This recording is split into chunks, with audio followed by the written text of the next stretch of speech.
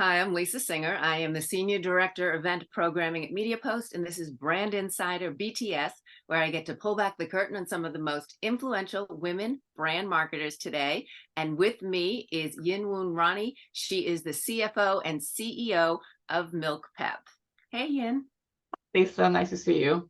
Nice to see you, and thank you so much for doing this. I had a chance. Obviously, I always do my snooping of whoever I'm going to be talking with, and it's just so impressive. Some of the things you've worked on brand wise, but just also what you're doing. So I'm really happy to have you here or Thank you. Thanks for there including with us. me. Exactly. So, well, first of all, I wanted to bring up about, as I said, I did my snooping, and you had with MilkPEP, you were responsible for bringing back that campaign that everyone kind of knows, or certain generations at least, and now even younger generations, the whole "You've Got Milk" or "You Got," and so basically, or "Got Milk" campaign, not "You've Got Milk." That's you've got mail. It's got milk, the Got Milk campaign, and it was brought, obviously it was so famous then, and then you reintroduced it, but you sort of changed it up a bit. And I want to get it right. You said you put it as, or yours, the slogan was, "You're gonna need milk for that." So in other words, it's not that the person has milk and you're just going to be drinking it. It's why they need milk, sort of finding out what they need to really sustain themselves, and whether it's in sports or in life in general. So I want to ask you, what do you need in your life to make you perform better?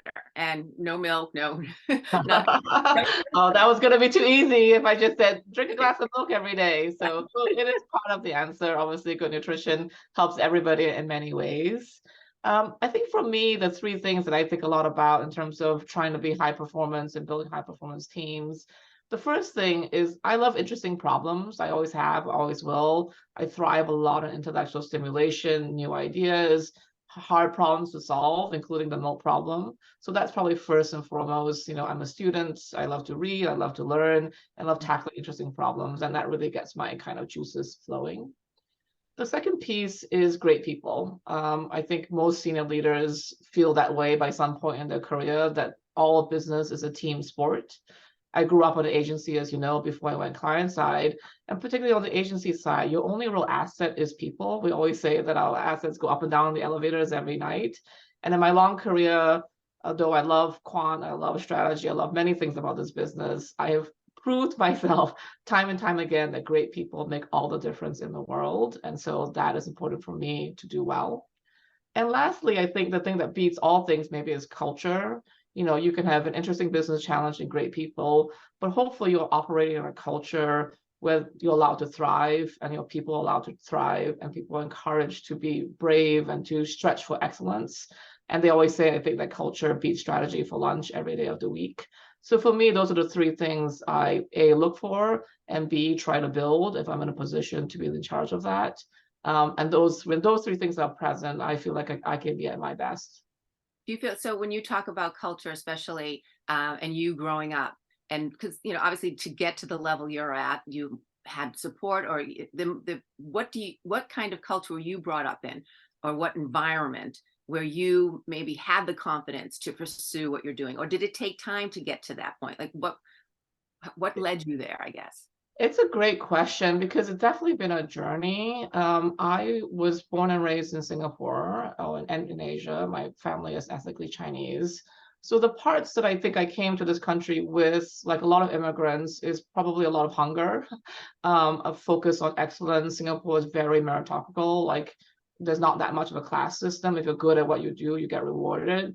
So I think I came with some of that to this country. The parts that I've had to learn and develop is probably a little bit more self-confidence, a little more assertiveness. Stereotypically, like a lot of Asian women, they're not necessarily raised to use your voice very loudly or to be very individualistic. So I still really value community and team, but I've learned over time in this context the importance of being able to speak my own mind, hold my space, as they say. And that has been a very, very long journey, Lisa, one that's probably still unfolding. So I say that to all the introverts or the less, naturally verbal and vocal of those listening to us, that it can be done, it can be learned. It still takes me effort. I'm not a natural public speaker. I'm not an extrovert at all. But when I took my first really big job running an agency, I literally put a physical post-it on the corner of my laptop, and I wrote on it, "Speak your mind because it is your best asset." And I looked at it every day. And that was like 10 or 12 years ago by now. And now I'm clearly much more comfortable, but it's definitely a journey. Yeah. So do you think that post-it, I mean, do you think that was your moment? I mean, obviously you knew you needed still help. You needed to support yourself, really. It's a simple, it would be the equivalent of looking in the mirror and saying, you're going to do it today. You're going to speak your mind. Doing that, like what got you to that point to be ready? Okay, was it because you were in a position where you knew you had to speak up, or were you just in a point in your career, or what got you to write that post-it to force yourself or to remind yourself to speak up? Yeah, I mean, I think it was being elevated to that role, and that was kind of a big vote of confidence. It was a very major step for me. I'd never run an agency before. And so I was trying to be very thoughtful about what it would take to succeed. I was also lucky in many ways. I've got a great kind of life coaching support system, starting with my husband, who I always say is my de facto life coach. He's always had probably more confidence and more ambition for myself than I have. And sometimes I channel him. I'll be like, what would Raj do to do right now? So he's been with me for a long, long time, almost 30 years we've been together. Wow. And then when I took that job, I requested, and they actually hired an executive coach for me, a transition coach. And I've actually worked with that same executive coach off and on now ever since that point. And so we had a whole meeting before I even took the job about like what it would take to succeed. And I'm a big fan, frankly, of executive coaching. If you can find the resources to do it and find the time to do it, it has been super helpful for me to, frankly, carve out time to focus on what I need, what I'm about, what my strengths and weaknesses are. And Rob Elliott from Pandera, who's been with me on this journey for a long time, has been a great ally and supporter to help me figure out things like that, of like, lean into your strengths, worry less about your weaknesses, and just having the confidence to be yourself, which is so much easier said than done. Oh, I totally agree. But I love that you recommend the coach, because a lot of people, they're not going to go that direction, or they just feel like, well, I don't know. It's not always easy to focus on yourself, and you need to do that if you want to achieve the things that you want to do. You need to figure out what are the not negatives, but the limitations, and understand those in yourself, and then try to move beyond them. So I think that's really the best advice you can give a woman, not even just in career, but just in life in general, to always want to strive. Yeah, I mean, I think we should all think of ourselves as kind of corporate athletes, right? Business is our sport, and just like any sports figure, even the most elite level, we just watched the U.S. Open, and Djokovic and Federer and Nadal, they all still have coaches, right? There is something about having a third party who's experienced in the space see you from a distance. And it's just, I think, and that like every elite sportsman has a coach. Why shouldn't elite business people have coaches also? No, I agree. That definitely makes sense. And so I love that it said, so now others watching can be inspired by you and want to do this. And I've been looking into getting a coach myself. So like, and just you saying that reinforces it. You kind of put it off, and so I love that. I want to get back to when you first, when you immigrated here and then going to school. Just what were you talked a little bit. You were on agency side, and now obviously brand. But what were you envisioning for yourself? You came with hunger, and you wanted to achieve, but was this the path, or how did this evolve? This was so not the path. My life is testimony to the when plans don't work out as intended, but it's still all just fine. Mhm. I was an English and Chinese literature major at Yale. I was probably going to go into editing or publishing. I'm a big reader. I still am. I love to read. I read every day. I read like voraciously, I would say. And so I did an internship between my junior and senior year at a book publisher. And I still do love to read, but the pace of the business was kind of slow moving. Like at that point, the new books they were going to publish 3 to 5 years out. And when you're like 21, that seems like a total lifetime. But it was a cross-functional internship, so I really enjoyed my time in the advertising and publicity department. So when I came back in senior year, I knew I would look for a job in that realm. But I was also wanting a job that had a global reach, because my plan, frankly, was to return to Asia after about 3 years after my first work visa expired. In the third year of that work visa, I met my now husband.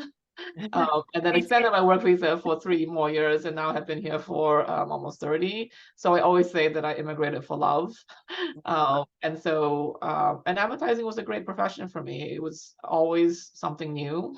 Especially when you're young in your career, you move to new assignments or you take on new assignments. And so you're perfecting some skills by getting to practice them over and over again. So I never really had a plan, to be honest. I didn't really have a plan to go brand side. I didn't have a plan to be a CEO.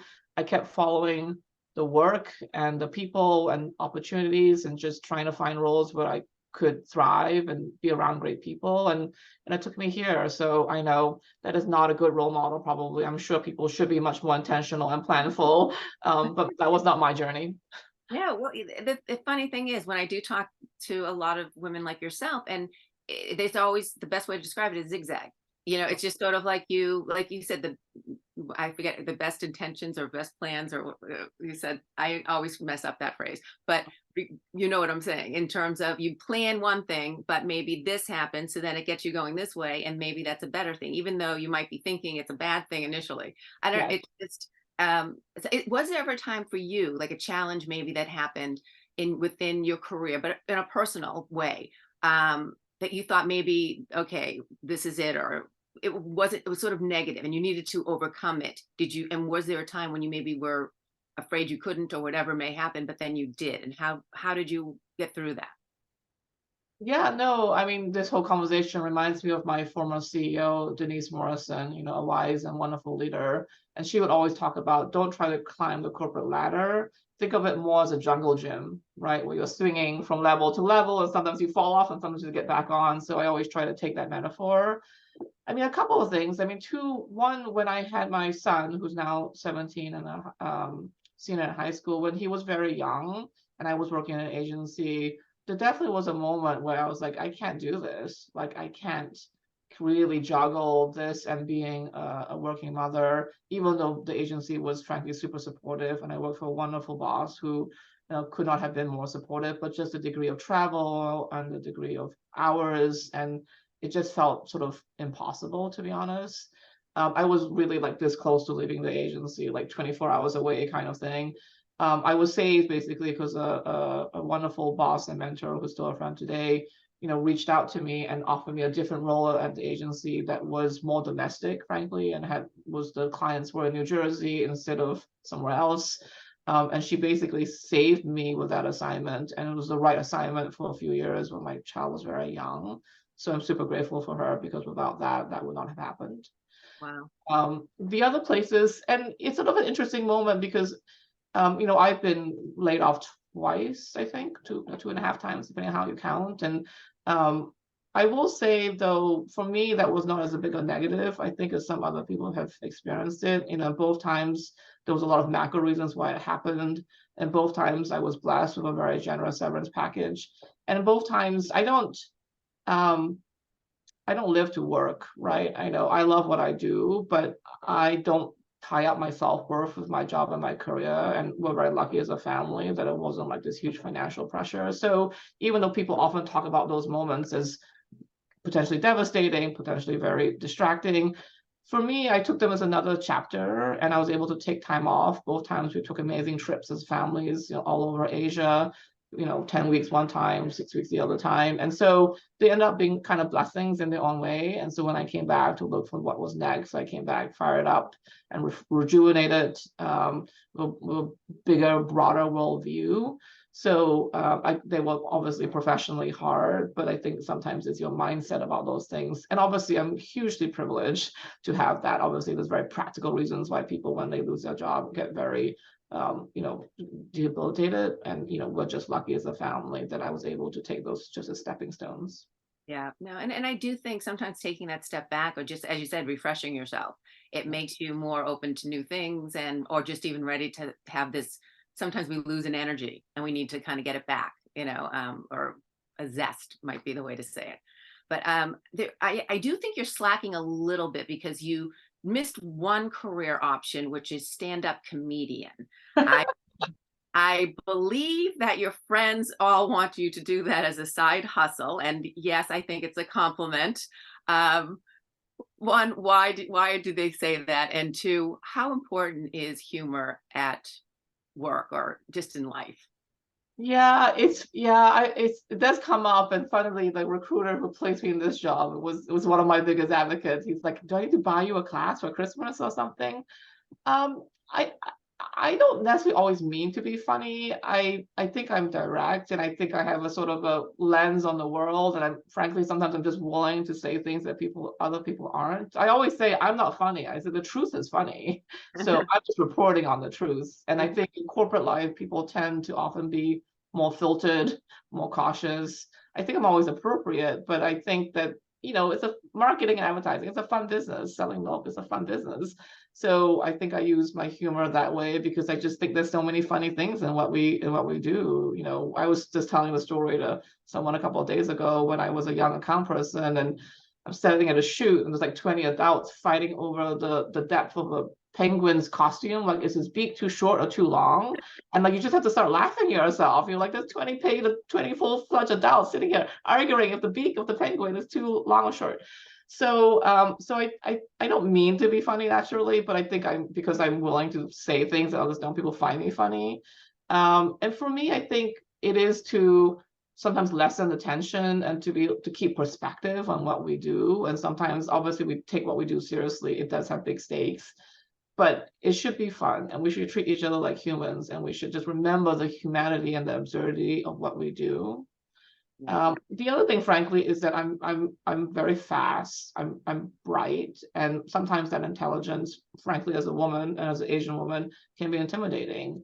And so sometimes I think I use humor to diffuse that and to be a little more approachable and be a little more reachable, and et cetera, et cetera. So that's been more of an unconscious choice. Like, reflecting back on my career, I've realized that humor played that role in my interactions with others, but I didn't set out that way to use it that way, but I know it has that impact.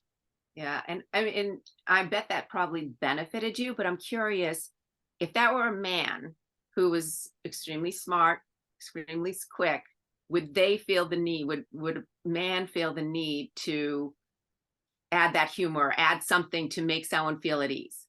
It's funny when you said that, and I'm not a male basher at all by any means, but I just feel like that's such a woman's statement. And what do you think? Yeah, I mean, I think there's lots of research and lots of anecdote that shows that women do have to play by different rules. And sometimes the rules do feel very unfair, right? You have to be assertive, but not too aggressive. You have to be warm, but not too soft. You have to be collegial, but yet individualistic. I mean, I think it's hard to be in business for anybody. So I don't think men have necessarily an easy No, no, job I today. do think they deal with their own. It's just, but I just feel just that one statement. It just to me, and as I said, I do think it probably made you, as you're saying, more approachable. So then people trusted you. People want, so it probably it made your career, or not your career, but your business sense, or the way your relationships with people much better. So I feel like it probably benefited you doing that. So I don't think it's a negative. Sometimes we can do it where it does become a negative, but or women can do it where it does become a negative. But it just struck me when you said that, because I don't think I would ever hear a man say that. They'll maybe say something else that women wouldn't, but uh Definitely different roles, and I think being an Asian woman brings its own set of stereotypes and assumptions when you walk into a room, right? People think I'm good at math, which I'm kind of so. People assume I'm very hardworking, which I probably am, but I think every time you're not the majority gender or race, you do have different rules. And I'm lucky, I think, because um being I'm naturally kind of funny, and I'm naturally able to use humor. And so I think the trick is trying to find your authentic self in a way that still lets you succeed. If I'm 100% objective, my authentic self is more kind of socially acceptable. It fits within the codes of what is expected better. I'm right on the border of being just assertive enough.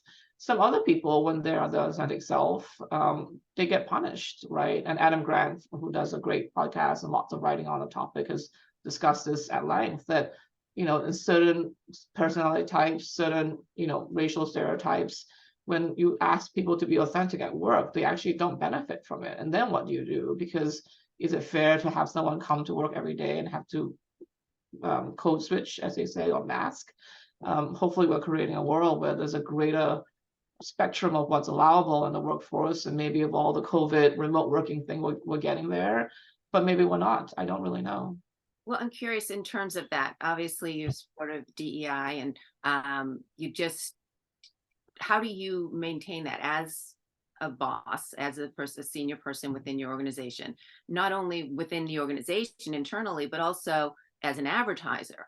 You know, what is the responsibility to of an advertiser, do you think, to maintain that kind of equality, and put that out in the world? You know, is there responsibility there, or is it your responsibility strictly to the brand? It's a great question. As you know, I'm on the board of an organization focused on DEI called Bridge. So what I believe, what Bridge has taught me, and what we try to practice in MilkPEP is that there's many aspects to it. I think there's a workforce, workplace, and marketplace reality to it. And we do a little bit of all of that. We do have diversity embedded in our corporate values, like very clearly. And so it starts, I think, a little bit from having that cultural commitment to it. We are a diverse team internally. I'm Asian. My head of marketing is Hispanic. We have a very female-centric workforce. It's a very small group. And then we're lucky with our agency partners at Gale. They also have a very, very diverse team for which we're grateful, including in the creative department, which is not always the case. And then we create an expectation, and they're great about living into it, that we're representing our audiences accurately. Milk is lucky in some ways because we have a really big audience. We are representing and selling to all of America. So we don't necessarily have set aside multicultural efforts. Like, we really try to represent the full gamut of society, increasingly including differently abled athletes, for example, but lots and lots of racial diversity. And we've made a very big commitment to gender earlier this year, so that 100% of our work represents women. So it is a complicated system, I think. I do think everyone should be trying to represent the marketplace in which they compete, frankly. And as you know, America is so much more diverse than it has been. And one of the statistics that Bridge published recently, which I thought was fascinating, they analyzed the social media presence of the top 50 brands, I think, here in this country. And the amount of representation in social media is 23 years behind what America actually looks like. So social media is representing the census numbers of, like, basically the year 2000 instead of the year 2023. So I think that's pretty telling that people have not caught up with the reality of how diverse the country we operate in is. Wow. So, I mean, obviously, being a part of organizations like Bridge is huge for people to do. And I think just we sort of said it's doing that, taking that step yourself. Like, if everyone sort of does what they can, and someone in your position maybe has a little bit more, can do more. But if it's from all levels, I don't think it's one, one person can sit there and say, oh, what I do won't make a difference. I think it has to be something that everyone sort of tries, at least, to, to learn and to know more about really what the facts are and what things are, and be open to it. I mean, I violently agree with you. And one of the tenets of Bridge is trying to make inclusion a business practice so that it is across the organization. It should not be confined to just the chief diversity officer and their office, or the chief HR officer and their office. And one of the things I'm proud at MilkPEP and with our agency is it does feel truly embedded. I'm a big advocate, clearly. I'm an advocate internally. I'm an advocate in the industry. But one of the proudest moments was, Gale is a pretty new agency to us, and like 6 or 9 months in, I don't approve a lot of the work, obviously, like the team does most of it, but I got a slide of our new group of subject matter experts. We had a wide range of nutritionists, athletes, doctors, performers, and they were so diverse, right? They were from every ethnic background, sexual orientation. And I remember just being so proud because I didn't touch that at all. I didn't have to direct anybody and say, make sure you do this. It just emerged naturally from the system. And I hear my team sometimes, when they get a piece of creative or they get a deck, they're like, is it diverse enough? And it feels really, truly embedded. And nothing makes me happier and prouder because it is not enforced by rules. It's just part of our DNA. Yeah, no, I agree. I think that's awesome. Well, to lighten it up a little, I know you also, again, with my snooping, you have a core group of friends that you say you're basically collecting friends to make the best marketing trivia pursuit team of all time. Yes. Okay. So that's awesome. And you're saying you want them for your lifeline. So if you ever have a question, you need something, they're your lifeline. So let's bring this to your life. Who are your lifeline? Who are the people you go to that if you need something, and not business, just in general, like more, it could be a business, but a personal, on the personal side, who are the lifelines? Oh my goodness, Lisa, how long do you have? I mean, I'm blessed with a tremendously supportive network. I mean, I go back to my husband first and foremost, since he's heard me kind of complain and kvetch and navigate my way through this world for a long, long time. But I think part of what I think about, again, inspired by Denise Morrison, this notion of having kind of like an advisory council or a group of rabbis, I've heard them referred to. So I will say what I tend to do is I try to curate, like depending on what the issue is or isn't, it may affect who I call. I have lots of former colleagues and bosses. If it's more of a marketing or advertising problem, if it's more of a life problem, I'll talk to my coach or my girlfriends. And there's a heavy overlap, frankly, between my professional circle and my girlfriend circle, I would say. So, but literally, like the list is so endless. So it depends a little bit on the situation. I could start naming names, but we will be here all day.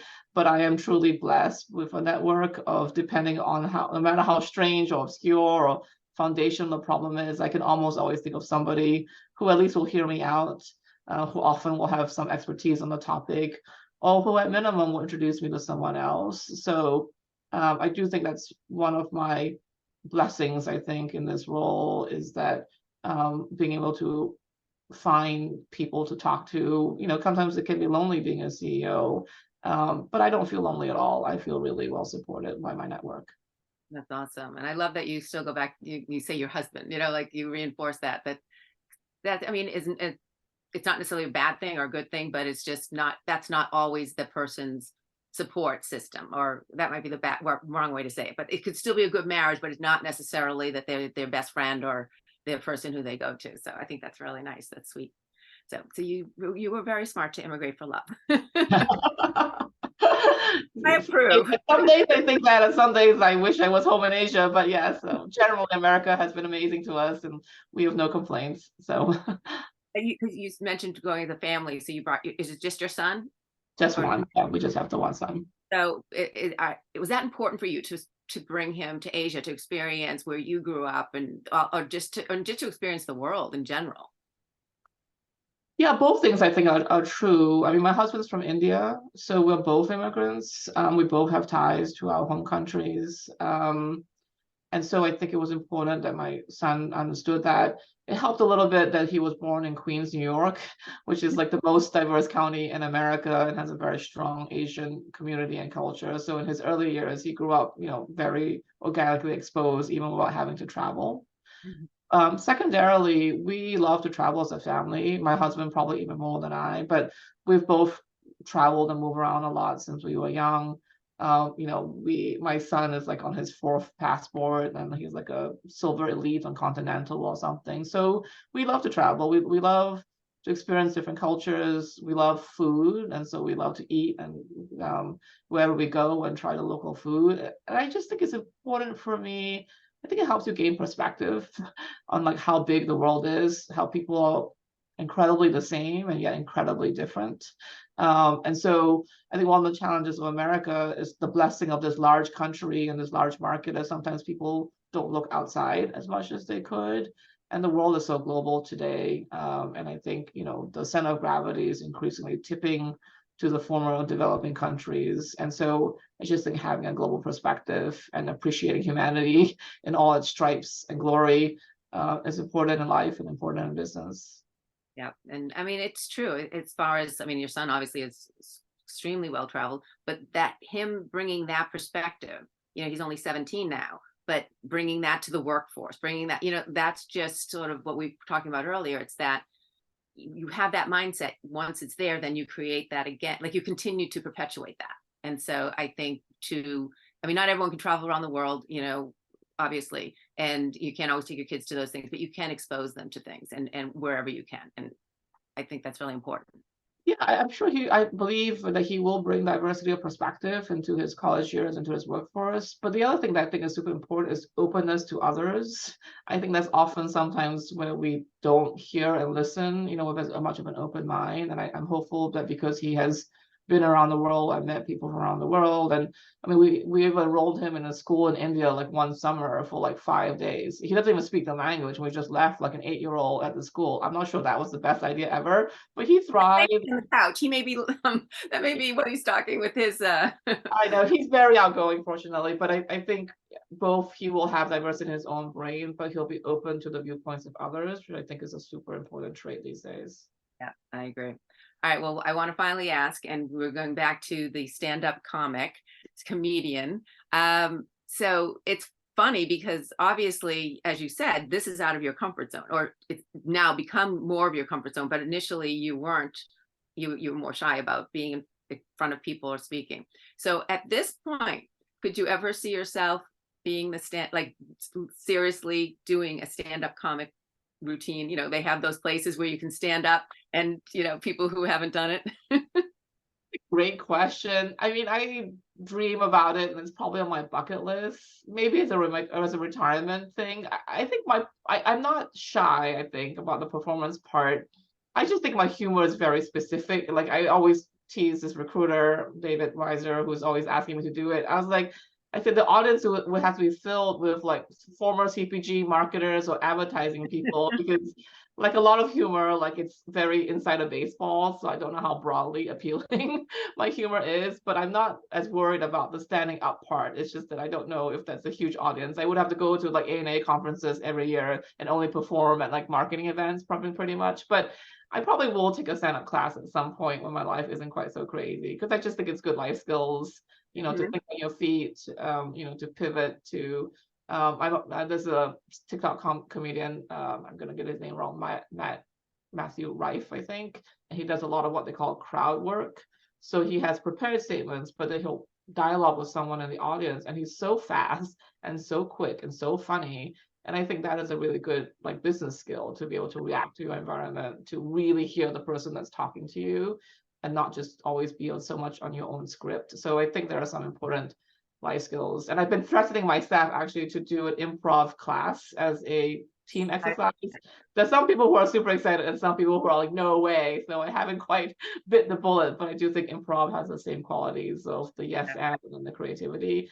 So if I can get the naysayers over the hump, and maybe on the calendar for next year's team events. So That would be awesome. No, yeah, I actually did an improv class, and it is. I think it just gets you out of your head. Because don't know what's happening. You have to be improv. So that is awesome. Well, Yin, thank you so much. This was really nice. I so appreciate you taking the time to talk with me.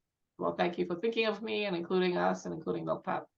Yes, definitely. And thank you for watching. And of course, if you have anyone that you'd like me to peel back the curtain on, please let me know. I would do my best to find her and get her there.